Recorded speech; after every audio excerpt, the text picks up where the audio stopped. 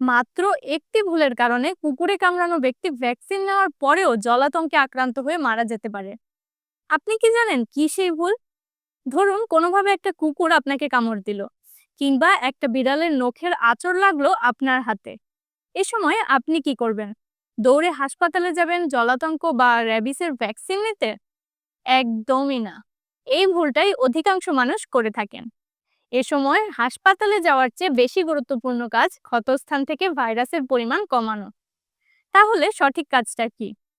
প্রথম ও সবচেয়ে জরুরি কাজ ক্ষতস্থানের সঙ্গে সঙ্গে সাবান ও পরিষ্কার পানি দিয়ে কমপক্ষে 15 মিনিট ভালোভাবে ধোয়া।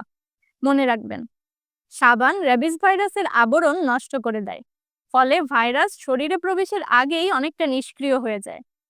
কিন্তু আপনি যদি তা না করে সরাসরি হাসপাতালে চলে যান ভ্যাকসিন নিতে, এক্ষেত্রে ভাইরাস ক্ষতের ভিতরে থেকেই যায়।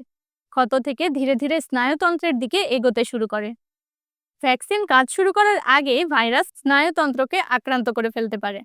তাই প্রথম কাজ ক্ষতস্থান ভালোভাবে সাবান ও পরিষ্কার পানি দিয়ে ধোয়া। এরপর নিকটস্থ হাসপাতালে যাওয়া। হাসপাতালে গিয়ে র্যাবিস বা জলাতঙ্কের ভ্যাকসিন এবং প্রয়োজনে ইমিউনোগ্লোবুলিন নিন। সরকারি হাসপাতালগুলোতে বিনামূল্যে র্যাবিস ভ্যাকসিন দেয়া হয়ে থাকে।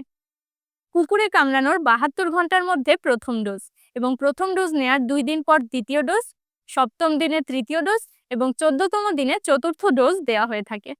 কোনো কোনো ক্ষেত্রে 28তম দিনে পঞ্চম ডোজ লাগতে পারে। এবার বলছি কি কি করা যাবে না। ক্ষতস্থানে হলুদ, চুন, তেল, টুথপেস্ট কোনো কিছুই লাগানো যাবে না। ক্ষতস্থান কাপড় দিয়ে শক্ত করে বেঁধে রাখা যাবে না, খোলা রাখতে হবে।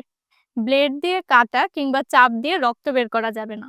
এগুলো ভাইরাস কমায় না, বরং ইনফেকশনের ঝুঁকি বাড়ায়। কোনো অবস্থাতেই ওঝা, কবিরাজ কিংবা ঘরোয়া চিকিৎসায় সময় নষ্ট করা যাবে না। যত দ্রুত সম্ভব হাসপাতালে গিয়ে র্যাবিস ভ্যাকসিন নিয়ে নিতে হবে। কুকুরের কামড় কিংবা বিড়ালের আঁচড়কে কখনোই হালকাভাবে নেবেন না। একবার জলাতঙ্ক বা র্যাবিসের লক্ষণ শুরু হলে মৃত্যু প্রায় শতভাগ নিশ্চিত। কিন্তু সঠিক সময়ে সঠিক পদক্ষেপ নিতে পারলে এই মৃত্যু সম্পূর্ণ প্রতিরোধযোগ্য।